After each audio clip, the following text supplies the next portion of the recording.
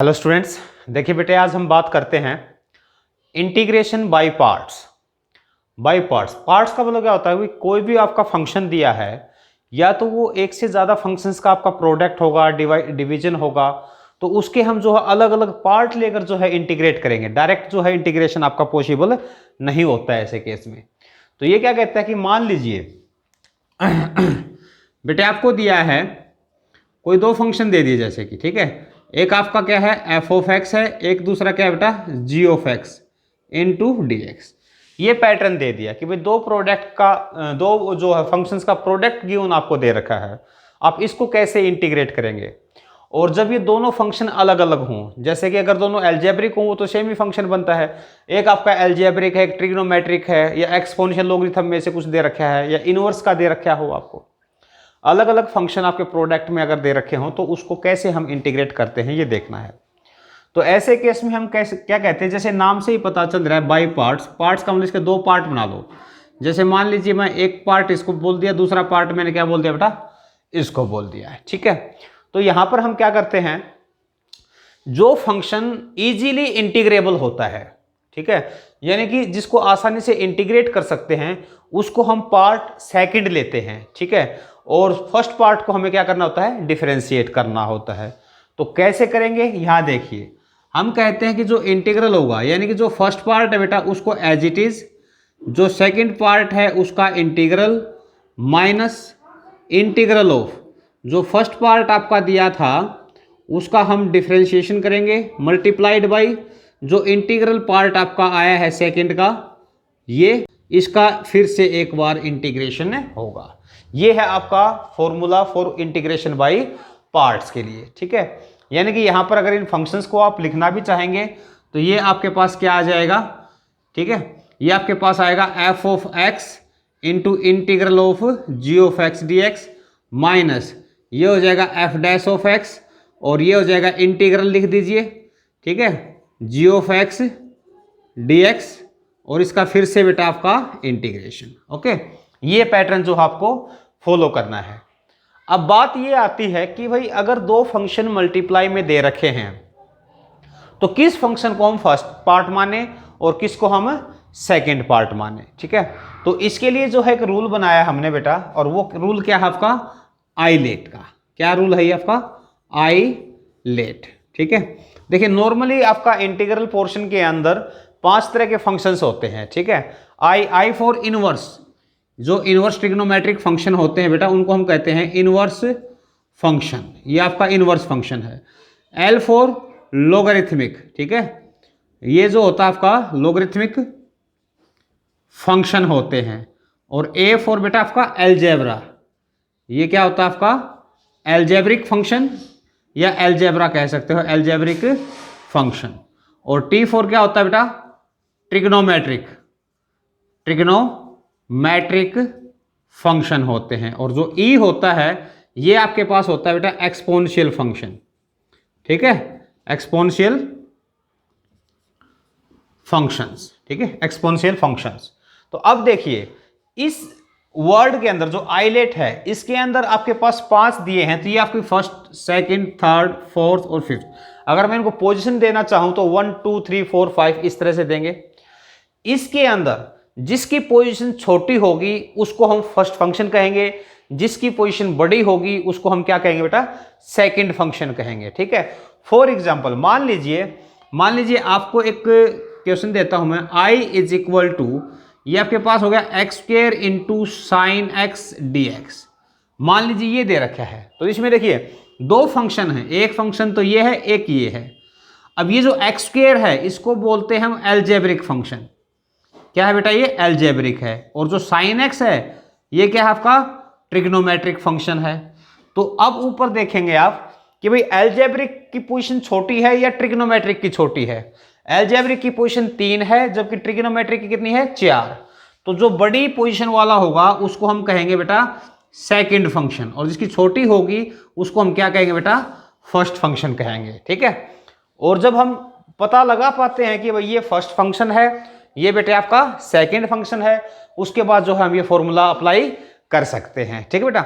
अब देखिए question solve करके दिखाता हूं मैं आपको इसी के ऊपर। ये जैसे कि आपसे कहता है x upon 1 plus cos x d x.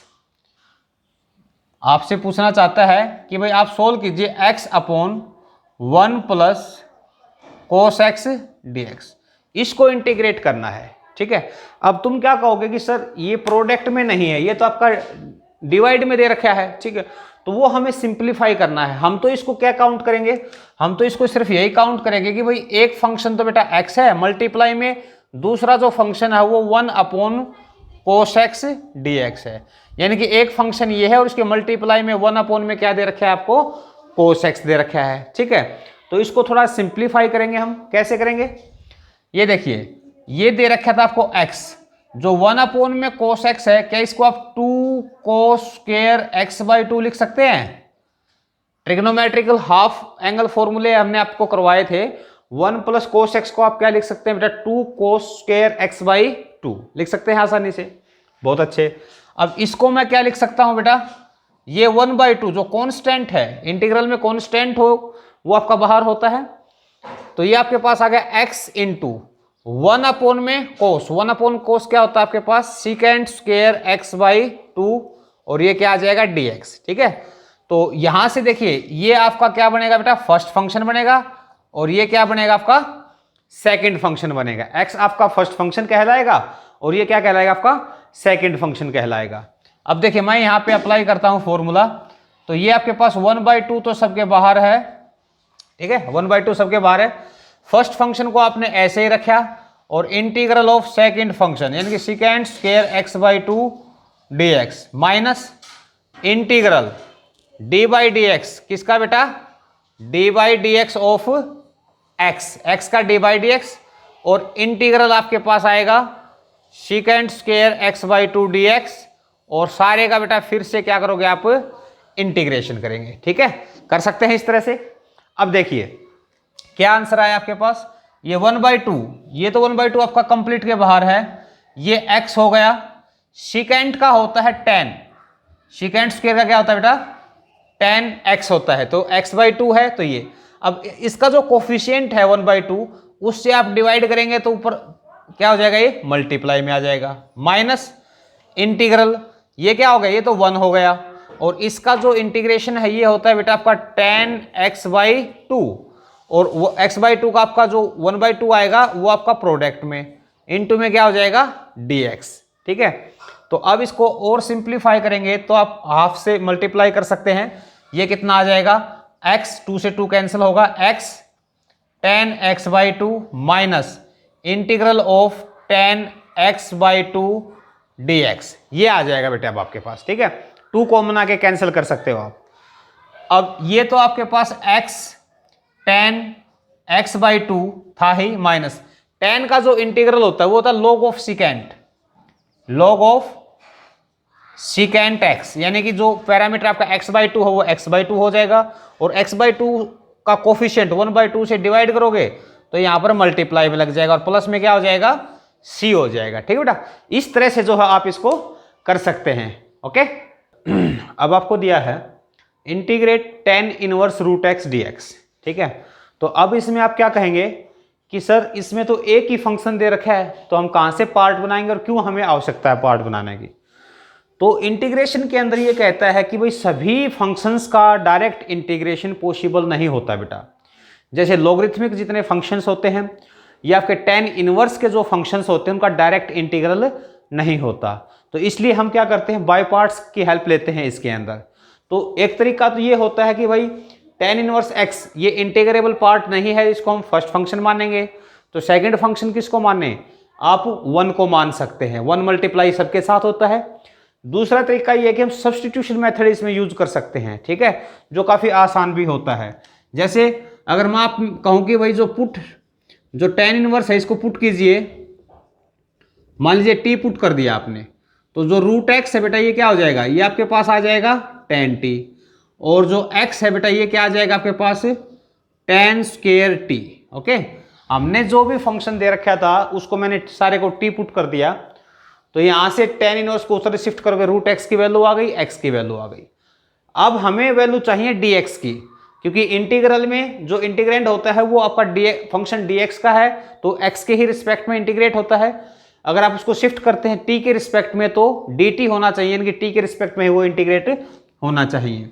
तो अब देखिए ये क्या बन गया आपके पास, इस पूरे को तो आपने क्या कह दिया, t कह दिया, इनटू आगे क्या आपका dx। तो dx क्या आएगा यहाँ से, अगर x ये है तो dx क्या आएगा, dx आएगा 2 tan t, यानी कि स्क्वायर आपका आगे और tan t, और tan का क्या होता है बेटा secant square t into D T, यानी कि 2 को तो मैं बाहर लिख देता हूं और ये आपके पास आ गया tan t into secant square t और क्या हो जाएगा बेटा dt। ठीक है, अब देखिए दो तरह के फंक्शन आपको दिखाई दे रहे हैं यहाँ पे, एक तो आपका एल्जेब्रिक फंक्शन है t, एक ट्रिग्नोमेट्रिक फंक्शन है बेटा। ठीक है, tan t into secant square t। तो यहाँ से अलग साफ दिखाई दे रहा है कि ये जो पार्ट है ये वाला, ये पार्ट आपका क्या होता है बेटा इंटीग्रेबल होता है। क्या होता है, ये इंटीग्रेबल पार्ट होता है। तो मैं इसको सेकंड पार्ट ले लेता हूं, इसको मैंने क्या कह दिया आपका सेकंड पार्ट कह दिया, और ये क्या आ जाएगा आपके पास फर्स्ट पार्ट हो जाएगा। तो जब मैं इसको सोल्व करूंगा तो 2 इंटू जो फर्स्ट फंक्शन है t वो as it is integral of tan t into secant square t dt minus integral d by d t of t into integration of बेटा tan t into secant square t और dt, और इस सारे का फिर से क्या करोगे आप इंटीग्रेट करोगे। ठीक है, पूरे को क्या करोगे इंटीग्रेट करोगे। ठीक है, तो यहां पर मैं आपसे क्या कहता हूं कि इसका जो इंटीग्रेशन है ये मैं अलग से निकाल के दिखा देता हूं यहाँ पे। ठीक है, आप कहोगे कि हेयर जो इंटीग्रल है आपका tan t into secant square t dt, इसमें आप क्या कर सकते हो बेटा, ये जो tan t है इसको मैंने पुट कर दिया z, तो इसका डिफरेंशियल क्या होगा secant स्क्वायर t dt, ये क्या हो जाएगा आपका dz, यानी ये आपके पास अब क्या आ गया बेटे, ये तो आ गया आपके पास z और ये क्या हो जाएगा dz, और इसका इंटीग्रेशन क्या होता है z का स्क्वायर अपॉन में 2 प्लस c, यानी कि ये आपके पास क्या होगा tan t था आपका z, तो tan t यानी कि tan स्क्वायर t अपॉन में 2 प्लस c, ये इसका इंटीग्रल आ गया आपका। ठीक है, c आपका आर्बिट्रेरी कांस्टेंट होता है तो एक ही बार यूज कर लेंगे हम, वो भी लास्ट में यूज करेंगे। ठीक है, तो अब आपके पास ये क्या आ गया, यहां से ध्यान से देखिए, मैं यहां से स्टार्ट कर रहा हूं 2 इंटू टी इंटू इसका जो इंटीग्रेशन आपने निकाला है ये है tan स्क्वायर टी अपॉन में 2 minus integral dt by d T क्या होता है 1, और इसका इंटीग्रेशन आपने क्या निकाला tan स्क्वायर टी और अपॉन में क्या है बेटा 2 इंटू में इसका dt। ठीक है, ये आपके पास आ गया। अब देखिए ये जो 2 है ये तो आपका कैंसिल हो गया, 2 बाहर आकर आपका क्या हो जाएगा कैंसिल, आपके पास हो जाएगा t tan square T minus integration of tan square T dt। अब मैंने आपको बताया था इंटीग्रल जब स्टार्ट किया कि भाई secant स्क्वायर और कोशिकेंट स्क्वायर को छोड़कर बेटा किसी की भी जो ट्रिग्नोमेट्रिकल फंक्शन की पावर का इंटीग्रेशन आप डायरेक्ट नहीं करेंगे, उसको थोड़ा सिंप्लीफाई करना होता है। तो इसके लिए मैं क्या करता हूं, इसको चेंज कर देता हूं t into tan square T minus जो tan स्क्वायर टी है इसको लिख सकता हूं secant square T minus 1 dt। ठीक है, secant स्क्वायर में मैंने इसको चेंज कर दिया क्योंकि secant स्क्वायर टी का जो है इंटीग्रेशन tan t आपका होता है, हमने करवाया है आपको, 1 को भी आप आसानी से कर सकते हैं। तो ये आपके पास क्या आ गया t into tan square T minus इसका इंटीग्रेशन आएगा बेटा आपका tan t। ठीक है, माइनस माइनस प्लस इसका क्या आ जाएगा t और प्लस क्या लिख देंगे अब c लिख देंगे। लेकिन जो t था t तो आपकी एजम्पशन थी, इसलिए इसको दोबारा चेंज करना पड़ेगा आपको, और किस में कन्वर्ट करोगे आप x में कन्वर्ट करोगे, यानी कि जो tan स्क्वायर टी है इसकी वैल्यू कितनी है बेटा आपकी x, तो मैं इसको क्या लिख दूंगा x लिख दिया मैंने।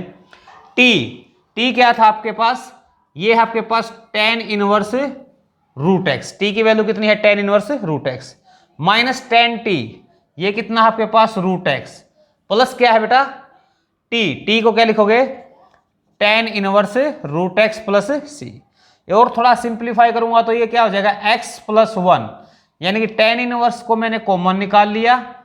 ठीक है, और माइनस में रूट एक्स प्लस c, ये क्या आ जाएगा आपका आंसर आ जाएगा। देखो बेटा अब आपको दिया है इंटीग्रेट कीजिए e की power minus x into cos 4x into cos 2x dx। तो इसमें दो फंक्शन दिए हैं आपको, एक तो एक्सपोनेंशियल फंक्शन है और एक क्या है बेटा आपका ट्रिग्नोमेट्रिक फंक्शन है। तो आइलेट के अकॉर्डिंग जो एक्सपोनेंशियल फंक्शन आते हैं वो तो 5th पोजीशन पे आते हैं, तो इसको हम क्या कहेंगे, सेकंड फंक्शन कहेंगे। यानी कि एक्सपोनेंशियल फंक्शन हमेशा इंटीग्रेबल होते हैं और इसको हम क्या लेंगे बेटा, फर्स्ट फंक्शन, जिसको डिफरेंशिएट करना है। ओके, अब क्या है कि भाई ये जो दो है, दो फंक्शंस का प्रोडक्ट है ये भी अपने आप में, यानी कि cos 4x और cos 2x। तो जो प्रोडक्ट है इसको हम आसानी से सम और डिफरेंस में कन्वर्ट कर सकते हैं ट्रिग्नोमेट्रिकल आइडेंटिटीज की तरह। तो कैसे करोगे, देखिए आप एक बार, मैं क्या करता हूं, इसको 2 से तो डिवाइड कर देता हूं पूरे को और 2 से मल्टीप्लाई कर देता हूं, यानी कि 2 cos 4x cos 2x dx ये कर दिया बेटा। अब ये आपके पास आइडेंटिटी कौन सी बनती है, ये आपका x था यहाँ पे, e की पावर माइनस एक्स, ये है 2 cos a cos b, 2 cos a cos b, और 2 cos a cos b को आप क्या लिखते थे कि sir cos a plus b, यानी कि 4x प्लस में 2x और plus cos a minus b 4x minus 2x dx, ये लिख सकते थे इसको। यहां से जो है ये आपके पास आ गया 1/2 इंटू ई की पावर माइनस एक्स, ई की पावर माइनस एक्स, ये आपके पास आ जाएगा cos 6x और ये कितना हो जाएगा बेटा आपके पास प्लस का cos 2x dx। ठीक है, ये हो जाएगा, कर सकते हैं। अब देखिए मैं इसको दो इंटीग्रेशन बना देता हूं, आपके लिए आसान हो जाएगा कैलकुलेशन करना। तो e की power minus x cos 6x dx और बेटा ये आपके पास हो जाएगा हाफ ऑफ e की power minus x cos 2x dx। ठीक है, दो इंटीग्रल मैंने इसके बना दिए, इसको नाम देता हूं मैं I1, इसको क्या नाम दे दिया मैंने, I2। ठीक है, अब I1 को मैं अलग से सोल्व करूंगा, I2 को सेपरेट सोल्व करूंगा। तो यहां से देखिए ये आपके पास I1 क्या आएगा, आपको छोड़ दीजिए, आप I1 में आप करेंगे कि भाई जो e की पावर x है, फर्स्ट फंक्शन को तो आप ऐसे ही लिखेंगे, यानी कि cos का 6x और डायरेक्ट कर रहा हूं बेटा e की पावर माइनस एक्स, इसका इंटीग्रेशन क्या होगा, e की पावर माइनस एक्स ही होगा और माइनस एक्स का माइनस आपका यहां लग जाएगा। ठीक है, माइनस इंटीग्रेशन cos 6x का डिफरेंशिएशन होगा माइनस साइन 6x, और जो 6x का 6 है ये मैंने आपका चाहे बाहर लिख दो चाहे इसके साथ मल्टीप्लाई में लिख दो। ठीक है बेटा, ये आपका हो गया। और इसका जो इंटीग्रेशन था वो e की पावर माइनस एक्स और माइनस एक्स का जो है इसको क्या कर देगा, ये प्लस कर देगा, इनटू में क्या हो गया dx। अब देखिए तो I1 is equal to minus cos 6x into e की पावर माइनस एक्स। ठीक है, अब इसमें फिर से आपका जो है माइनस 6 बाहर है, इसमें फिर से आपका क्या लगेगा बेटा, बाय पार्ट्स लगेगा। तो बाय पार्ट्स अगर फिर से लगाओगे तो ध्यान से देखना, ये जो आपका साइन 6x फर्स्ट फंक्शन है तो एज इट इज, और e की पावर माइनस एक्स, इसका जब मैं इंटीग्रेशन करूंगा तो e की पावर माइनस एक्स और माइनस आपका यहां लग जाएगा, माइनस इंटीग्रेशन, जब साइन x का मैं इंटीग्रेशन करूंगा तो ये हो जाएगा आपका cos, सॉरी डिफरेंशिएशन होगा cos 6x और 6x का 6 आपका मल्टीप्लाई में, इसका इंटीग्रल आपने किया ही है माइनस, और माइनस माइनस ये क्या हो जाएगा आपका प्लस dx बेटा, ये आ जाएगा। ठीक है, यहां से आप ध्यान से देखेंगे तो ये आपके पास आ गया I1 माइनस ई की power minus x cos 6x और ये माइनस माइनस प्लस 6 ई की पावर माइनस एक्स और साइन 6x। ठीक है बेटा, जब माइनस 6 की इसके साथ मल्टीप्लाई करोगे तो माइनस का कितना हो गया, ये 36, और ये आपके पास क्या बन गया देखो cos 6x इंटू ई की पावर माइनस एक्स, यानी कि जहां I1 हमने स्टार्ट किया था, आपने जो I1 स्टार्ट किया था सेम वही आ गया। तो इसको मैं क्या कह सकता हूं बेटा, इसको कह दूंगा I1, क्या बन गया ये I1। ऐसा क्यों किया, क्योंकि देखिए, क्योंकि इसके अंदर जो है आपका ट्रिग्नोमेट्रिक फंक्शन भी दे रखा है और एक्सपोनेंशियल फंक्शन भी आपका दे रखा है, और इस केस में कोई भी एलिमिनेट नहीं हो सकता, ना तो ट्रिग्नोमेट्रिक फंक्शन एलिमिनेट हो सकता ना ही एक्सपोनेंशियल फंक्शन एलिमिनेट, यानी कि ये आपस में चलते रहेंगे। अब कोस आ गया, कोस का फिर साइन, साइन का फिर कोस, तो ये जो फॉर्मेट बना है ये सेम फॉर्मेट बन गया आपका I1 का। तो जो आपका कांस्टेंट था 36 उसको बाहर लिखा, ये जो बचा वो क्या लिख दिया I1। अब I1 जो है आप उधर लेकर जाएंगे, ठीक है। तो ये कितना हो जाएगा, देखो एक I1 उधर था, माइनस का 36 इधर, तो ये हो गया 37 6x और माइनस का कोस 6x, ठीक है। यानी कि प्लस समथिंग c करना चाहो कर दो। तो I1 की जो वैल्यू आएगी वो आएगी 1/37 e की power minus x 6 sine 6x minus में cos 6x plus something c1 बेटा, ठीक है। ये इस तरह से आपने इसको सोल्व कर दिया, I1 को कर सकते हैं। अब देखिए, अब हमारी बारी है सोल्व करने की I2 को, ठीक है। I2 के अंदर भी जो है 1/2 को आप छोड़िए ऐसे ही, ये दे रखा है e की पावर माइनस x कोस 2x dx। सेम बेटा इसी तरह से हमें करना है इसको। तो यहां पर ये क्या आएगा आपके पास, फर्स्ट फंक्शन ये है, ये आपका क्या है सेकंड फंक्शन। तो फर्स्ट फंक्शन को आप ऐसे ही रखेंगे, इसका इंटीग्रल होगा e की पावर में सेम रहेगा एक्सपोनेंशियल का, और माइनस आपका आगे माइनस इसका जो डिफरेंशिएशन होता है वो होता है -2 साइन 2x, और इसका हो जाएगा आपके पास माइनस e की पावर माइनस x इंटीग्रेशन यानी कि dx। माइनस से ये माइनस आपका कैंसल, तो I2 आपके पास आ गया माइनस का e की पावर माइनस x कोस 2x, और इसमें बाई पार्ट्स लगाओगे तो बेटा 2 बाहर रहा। देखिए first function of sine 2x हो गया, तो साइन 2x इसका एक्सपोनेंशियल e की पावर माइनस x, और एक माइनस आपका बाहर, माइनस यहां देखिए साइन 2x का कोस 2x और माइनस x, और ये कितना हो गया 2 माइनस का 4। अब सेम चीज यहां पे रिपीट हो रही है, जहां से चले थे वही आ गया। इसको मैं क्या लिख सकता हूं बेटा आपका I2। अब इस I2 को उधर लेकर जाओगे तो एक I2 यहां पे है, -4 यहां पे, तो कितना हो जाएगा आपके पास 5I2 is equal to e की पावर माइनस x को मैंने कॉमन लिया, तो 2 साइन 2x माइनस का कोस 2x, प्लस आप करना चाहो c वगैरह कुछ कर लो, क्योंकि आर्बिट्रेरी कांस्टेंट है, लास्ट में भी लिख सकते हैं हम एक ही साथ। तो I2 की वैल्यू आपके पास होगी बेटा 1/5 e की पावर x और 2 साइन x 2x यानी कि कोस 2x प्लस c1 हो जाएगी बेटा। अब I क्या था हमारे पास, I हमारे पास है, देखिए हाफ दोनों के साथ है, तो हाफ को मैंने बाहर लिखा, हाफ ऑफ ब्रैकेट में I1 प्लस I2 दोनों को ऐड कर दो 1/37, ठीक है। और e की पावर x भी दोनों में है, तो मैं इसको कॉमन ले लेता हूं दोनों के बाहर, ठीक है।